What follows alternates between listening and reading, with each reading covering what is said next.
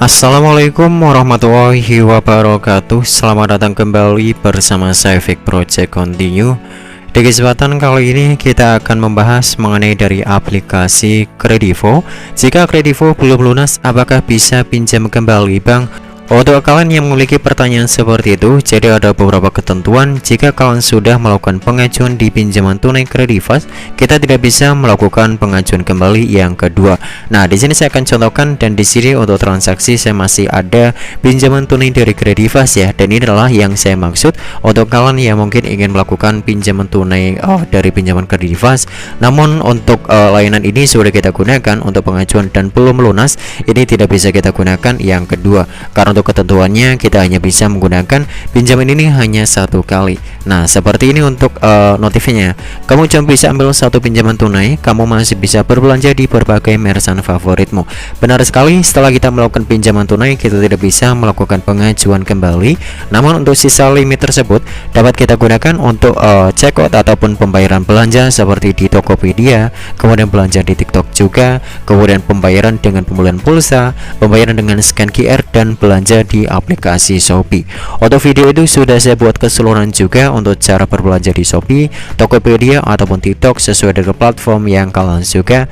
Dan untuk ketentuannya seperti itu ya. Untuk kalian yang mungkin sekarang memiliki pinjaman tunai dari Kredivas ini, jika kalian yang melakukan pengajuan kembali itu tidak bisa, dengan syarat kalian harus melunasi terlebih dahulu dari pinjaman tunai Kredivas ini. Nah, lunasi terlebih dahulu sampai kalian tidak memiliki pinjaman Kredivas yang aktif. Kemudian kalian bisa melakukan pengajuan ulang dengan fitur layanan pinjaman tunai Kredivas. Namun untuk ketentuan Kredivo seperti ini ya. Kita tidak bisa melakukan pembayaran hanya di pinjaman Kredivas saja, karena Kredivo untuk sistem pembayarannya kita harus melakukan pembayarannya secara berurutan. Jadi tagihan yang mendekati ini akan bergeser di bawahnya ya. Kita akan cek lihat pembayaran mendatang. Kita klik.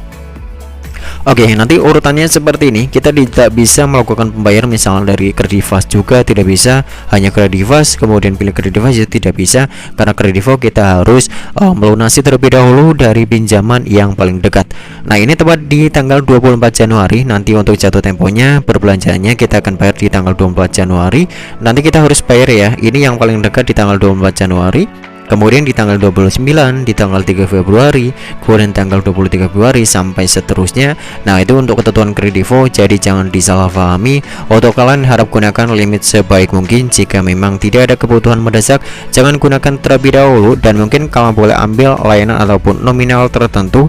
Dan di sini saya sarankan untuk kalian yang mungkin ingin melakukan pengajuan tunai Kredivo, silakan kalian tinggal ambil nominal yang besar, kemudian ambil juga dengan limit dan tenor yang lebih banyak juga. Ini ada yang 12 bulan dengan maksimum untuk limit yang saya miliki ada 10 juta rupiah.